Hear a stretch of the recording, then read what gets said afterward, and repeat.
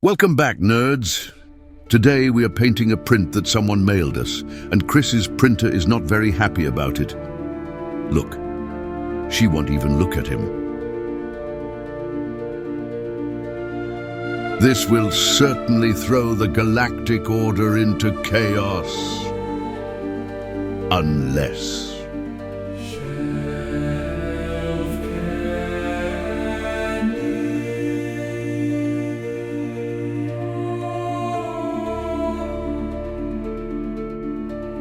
Any chance we could play something a little more tonally appropriate? There we go. That's more like it. Here it comes.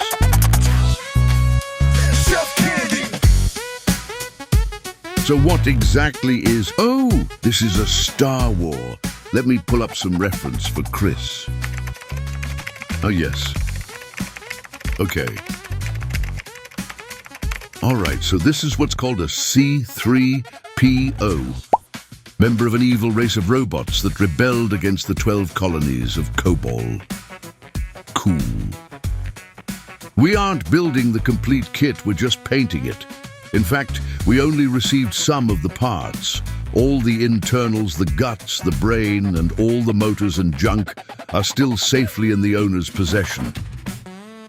This will make ensuring proper fitment virtually impossible, but Chris will do his best, and we all know what that means. What he can do is ensure the extruding parts tolerances aren't too tight by sanding those, so we don't have to worry about the added thickness from paint. Something else worth noting, there's a lot of warping on several of these parts, either due to how it was supported or, more likely, these were over-cured. This is the main reason Chris doesn't use resin printing for inorganic sculpts, or when it comes to making something where tolerances are critical. With the parts cleaned up as much as possible without potentially interfering with the internal components, Chris will now use pink to prime all the parts that will be red or yellow, before using Chaos Black to prime all the parts that will be bare metal. Knowing that the final step of this project will be relatively heavy protective clear coats, Chris is trying to go as light as possible to preserve the future functionality of this kit for the owner. So this little cybernetic traffic cone trash can robot guy, he has a yellow foot part thing, and Chris is gonna add a white zenithal to it on the upward facing surfaces to get some free shadows when he paints the yellow, which will be right now. Yellow, like red, tends to have awful coverage, and we will use that to our advantage. It's going to interact with the pink in a way that produces orange, which will look too saturated. But Chris, as usual, thinks he has a plan for that. Now, before painting these parts the red Chris has chosen, he will employ a classical technique known as pre-shading, by laying down some of this slightly darker red along key edges. It will be subtle when it's all said and done, but will help add variation to the red tones, so it looks more like the real trash can. Chris nearly forgot this archaic technique. He hasn't used it since the time of darkness, when he was bound in service to the Toledo Painters Guild. To use it now feels as it should. A righteous act of defiance. Now's as good a time as any for some fun facts. Did you know? According to the official canon, C-3PO was manufactured by a child in the desert. I know. I don't write this crap, I just give you the straight facts. He was eventually reunited with his creator's son later in life. Check it out. Here he is in his final form with the son of his creator, Jean-Luc Picard. Family. Okay, in case you missed it, Chris is now painting all the red parts with this Citadel Mephiston red. He's being careful not to completely cover the darker red from the previous step, just feather into it. And now, in accordance with the scriptures, we shall now bow our heads and honor the brave handsome genius warriors of Chris's Patreon. Ladies and gentlemen, it appears our ranks are such that we could have a softball game. We won't, but the fact that we could, that's what's truly important. Wouldn't you agree, Glenn? You punk bitch. Time to paint some metal.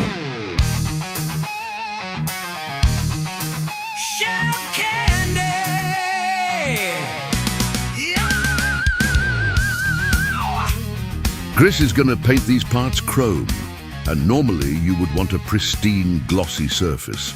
But since this traffic cone is meant to look old and worn, a quick blast of this rattle can gloss will be sufficient. For the chrome itself, Chris will unleash the unholy power of all-clad lacquer. This is unquestionably the best chrome finish you can get, short of electroplating. Ain't nobody got time for that. That's right, Miss Brown. But be warned, there is a sweet spot between reflective black and dull silver. It just takes a bit of practice to master this dark magic. The final step is to forever bind the chrome spirits to your parts, and there is only one potion suitable for this: Aqua Gloss.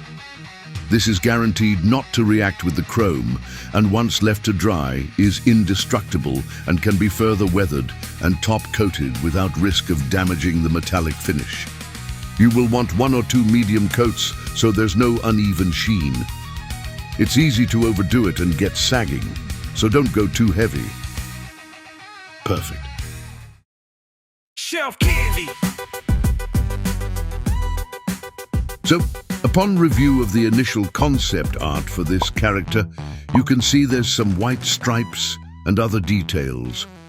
Some creative liberties were then taken by the FX department, as those details were further refined. Chris will attempt to emulate those now, using sky grey on a nasty old bit of sponge attached to what your uncle would call a roach clip. Just dab this on. Don't completely cover the masked area. We want it to look weathered and chipped, so having areas where the red remains visible, well, you want that. You see, this is the first step in making this thing look old and shitty. See, look, it's perfect. Looks just like its owner didn't give a shit about it, which was what we're going for.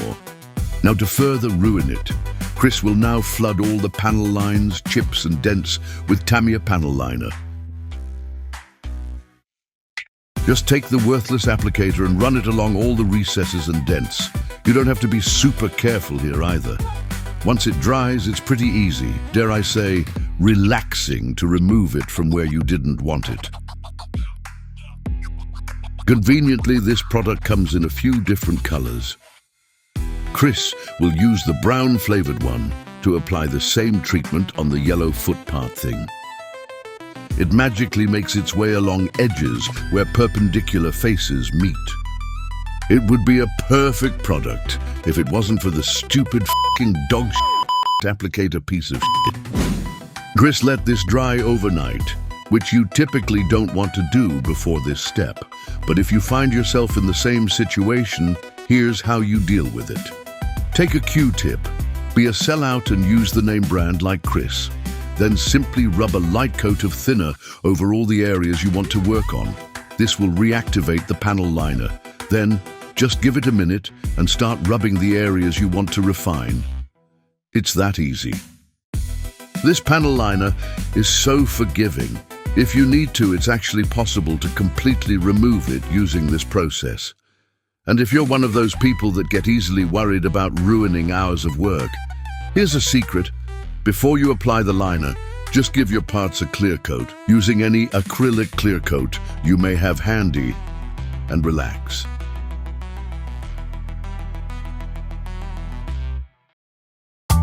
Ooh, that sound can only mean one thing. Yeah, baby. It's super awesome. Giveaway time. Giveaway time. As promised in the previous video about Captain Laserhead, we have an orange Hulk to give away, and after careful consideration, Chris realized he is just too busy to keep picking winners, so he designed a hyper-advanced robot. One so capable, it can even perform the delicate task of randomly picking winners from his comment section.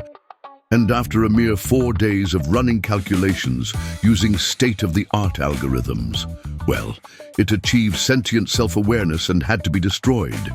But not before revealing the winner. And the winner is Jopa Music 4641. Congratulations! Chris will be reaching out to you for your shipping details. And thank you to all who participated. We have something creative planned for our next giveaway when we hit our milestone of 10,000 subscribers. So stay tuned. Chris seems to think it's going to be what he calls cool. Shelf candy. Alrighty, continuing the weathering process, Chris will now butter all the parts with this Vallejo Umber Wash. Just slop this around and then dab most of it off. This will add a blotchy layer of cruddy filth that will get us one step closer to perfect shittiness. This step is very repetitive, so if you were putting off liking and subscribing for fear of missing a crucial piece of knowledge classified as forbidden by the Toledo Painters Guild, well, now is the perfect time. Seize this opportunity while you can. Do it! During Chris's time at the Toledo Painters Guild, he was repeatedly reprimanded for pointing out the very obvious irony of a technique called a wash being used almost exclusively to make something look dirtier. This heretical opinion was considered so blasphemous and repugnant to the puritanical beliefs of the guild sovereigns that they decreed that actual dirt would forevermore be known as soap. Shit got real weird there at the end. So anyway, Chris has taken the liberty of forgetting to record the masking of this detail. It needs to have the chrome treatment performed on it. You remember these steps? First, some chaos black, then a quick blast of clear gloss. Then the chrome, and finally, aqua gloss. Once that's done, you can unmask it. And yes, Chris is removing it while it's wet. This is strictly forbidden, but you won't pull up any paint if you do it now. You just have to be careful. Glenn hates this. Fuck you, Glenn. Perfect. Now Chris will take this dried up sea creature and harvest a small part of it. Then, after attaching it to the aforementioned roach clip, he will dip it in black and lightly dab it along edges and corners where he wants it to look like paint has chipped off. This is a pretty simple process, but it's easy to overdo it. Try to keep it as random as possible, and remember you don't have to do it on every edge. Less is more. Sometimes it helps to imagine the figure in the real world. How would it naturally get all banged up? Chris has imagined a reasonable scenario where this model spent most of its life upside down, while space monkeys banged on its underside with rocks and tried to pry it open to get to its sweet Tootsie Roll center. So he is adding the most damage along the bottom and along seams, where two parts are likely to come in contact with advanced monkey tools. Here we go. We're gonna get this little lady ready for a night on the town with a little makeover. Ta-da! This stuff comes in more colors than the cosmetics aisle at Target. Chris has opted to use soot, which, if I had to once again make a cosmetics comparison, it would be a smoky eye. Now, our thousands of female subscribers know exactly what I mean, but for all the men trying to make sense of my inane ramblings, allow me to elaborate. A smoky eye is a makeup look characterized by a dramatic blended gradient of eyeshadow that creates depth and intensity around the eyes, often evoking a smoldering haze effect. Which now, after saying it out loud, it's clear that that provided absolutely no clarity or help. So, all we're doing here is simulating basic dirt buildup, streaks, and burns. It's also handy for softening around the areas we applied the black chipping. Remember? From the monkey damage. All right. Chris went ahead and applied a matte clear coat to all the weathered parts, and now all that's left is to apply a small amount of chrome to simulate exposed metal. Use a very small brush for surgical placement, but otherwise, that nasty old sponge from earlier will do the trick. Don't go overboard here. Once this step is complete, we will have achieved superlative, impeccable, absolute shittiness. All right, guys, I think it's done. Behold. Shelf candy, yeah. Shelf candy. Candy. Candy. Shelf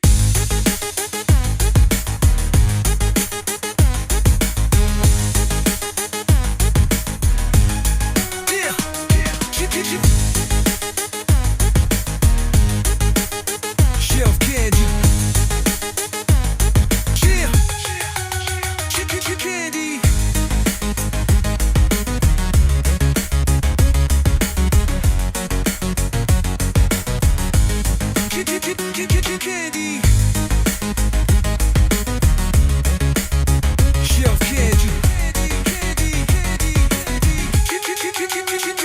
Candy.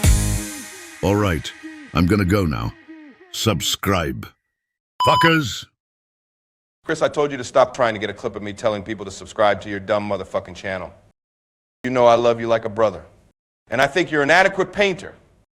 It's just not gonna happen, man. I'm tired of this motherfucking candy on this motherfucking shelf.